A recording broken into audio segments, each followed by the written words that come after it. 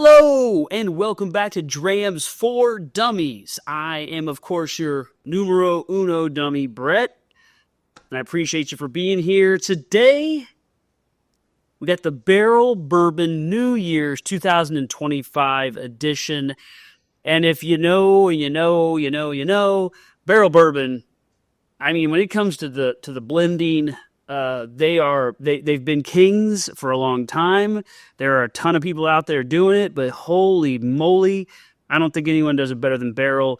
They're consistently awesome. And what I love about Barrell is the variety of things that they do with their different batches and their different specialty products. But I love the price point relative to what you're seeing everywhere else.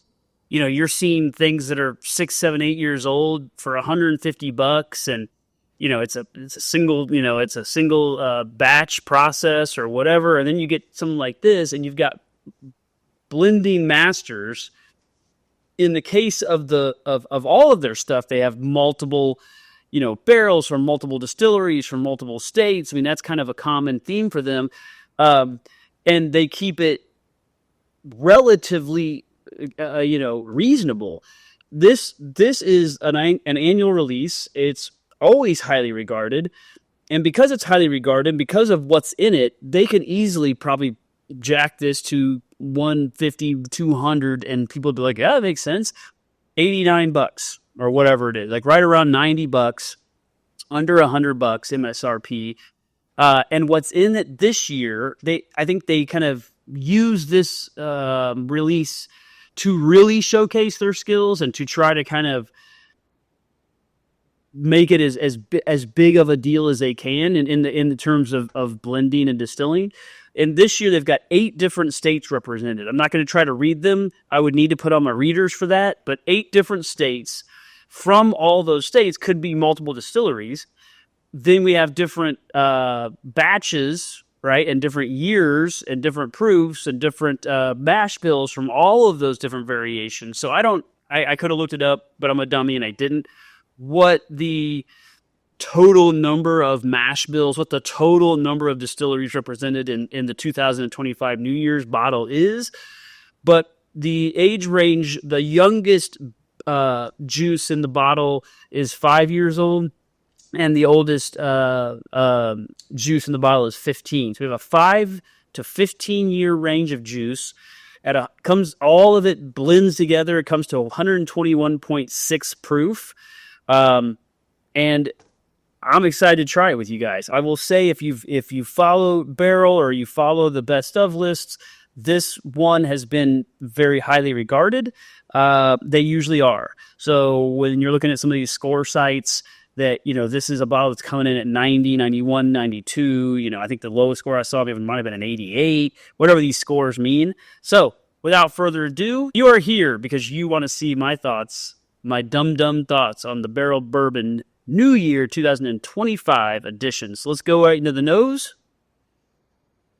And it's really nice, but I'm going to take a little sip just to kind of wake up the nose and to kind of connect the dots between nose and palate. I think it's very important. I think they all work together. But let's see that nose test again. It's really nice. I feel like, just kind of that creme brulee, but like a real cherry sort of swirl on top of that, charred into the top of that. Again, I'm not good at the notes, so I don't even know why I even say those things out loud, because I'm a dummy. That's what I'm about. We're all dummies. We're not good at this part of it. That's just what I got off the shoot. Off the rip, off the shoot. I don't know what's going on. I think it's the low blood sugar booze combination. Into the week. It's Friday here, so that nose is really good. That nose is rich. It is complex. It's different every time I go to it. Nothing is offensive. Nothing's jumping out and making me not want to smell it. Everything's making me want to get back to that nose. It's fairly bright and punchy. Versus just being really rich and really syrupy and molassesy, and I like that kind of deep, rich nose sometimes. This is sitting in the middle somewhere, but it's definitely got some life to it. It's definitely got some good energy in there. Yeah, see, I haven't had one of these in a while. And by one of these, I mean a straight pour where I put my nose in the glass and then I take that whiff and I just want to keep inhaling. And then I kind of want to just crawl into that glass and just bathe in it. I think we might be there. It's really good. That's really, really good. Some of that sweet caramel just kind of wafted out, but also like had like an oaky earthiness kind of was with it, which kind of gave it some versus just a sweet one note caramel. Had some kind of depth in that. Sorry for the obnoxious sniffing. It is January here in Kansas City, so it's sinus cold weather. So fighting through all of that. Again, it's 121 proof, but I can get my full deep whiff in there. It's not overpowering. It's not burning me. It's not burning me at all. It feels great. I want to literally use this as my shower wash. I just want to bathe in it. That's so good. That's so good. I'm going to give it a 9 on the nose. On my new scale, 9 is amazing. Amazing nose. But this is really good. That's a 9 for sure. I don't do Has anymore, but I kind of want to go 9.5.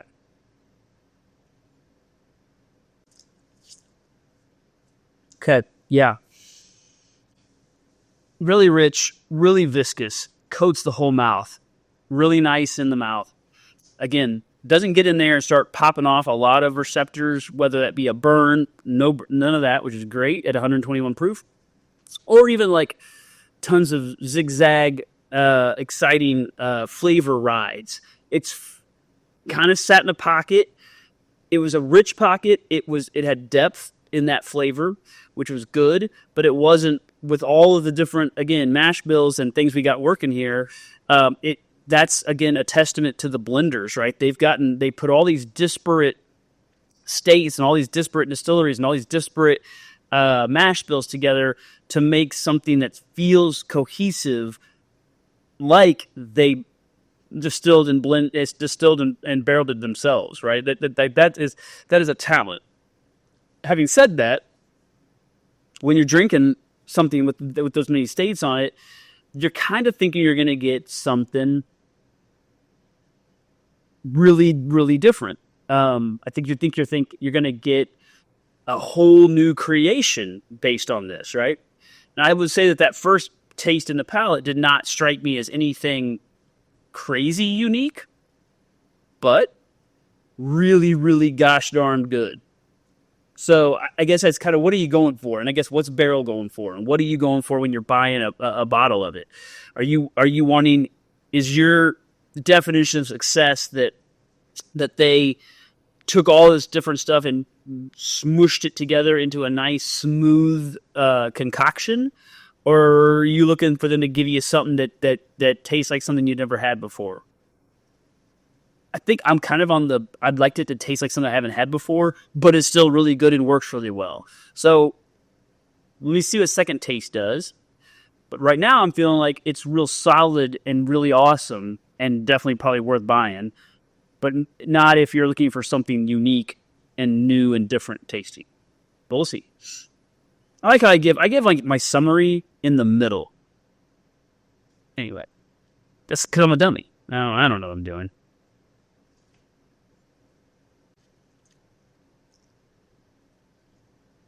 Yeah. Yeah. I'm honing in on that. Okay. For the palate, I'm going to give it a good. I'm going to give it a 7. Because it gets in there. It just sits nice. It's viscous. It coats the mouth. But it's completely unoffensive. When it's sitting in there, it could be a million other things, right? It's got a depth and a quality to it. It's really gosh darn good. But it's not anything exciting.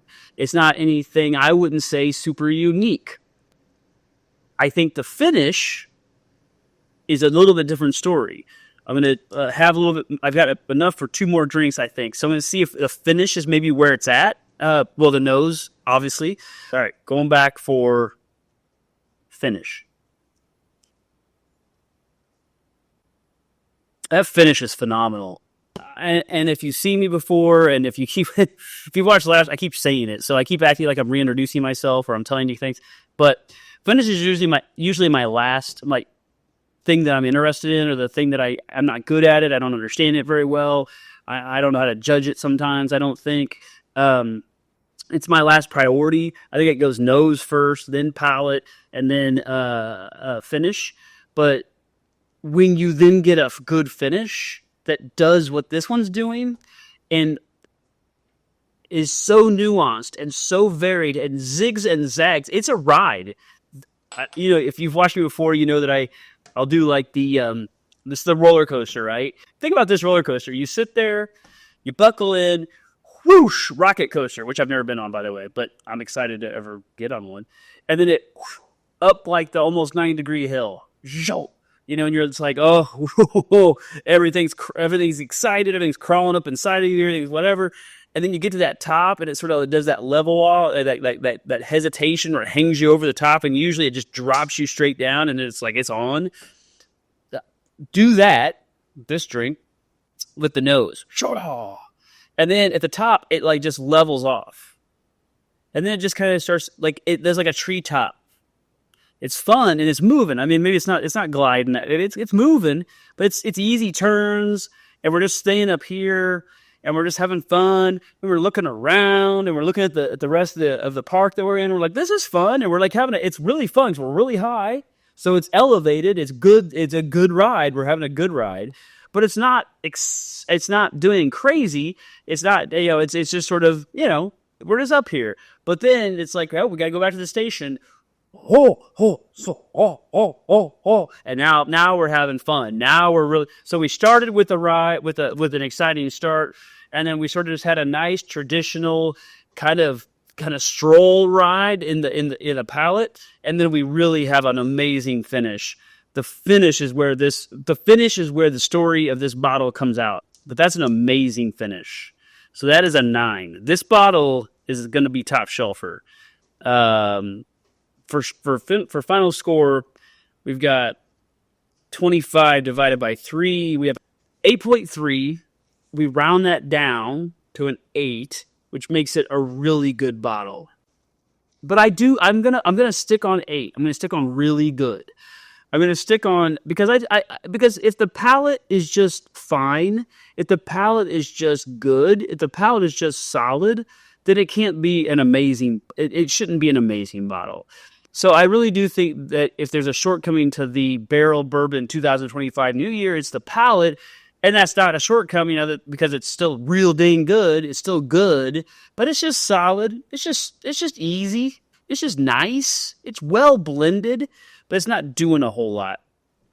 Whereas the nose is really, really dang good, amazing good, and the finish is amazing good too. So 8.3. Rounded to an 8. This year's Barrell Bourbon Company New Year 2025 edition is a really darn good bottle. I would venture to say this might be a top shelfer for most of us. As an 8.3, when I use the points, that's a top shelf for me. 8.2 and above is a top shelfer. So top shelf bottle for Brett. This dummy says so. Do with it what you will. Thank you all for joining me. Love what you're doing, as long as one of the things you're doing is subscribing and following and being a part of this crazy adventure that we call Drinks for Dummies. Thank you, guys.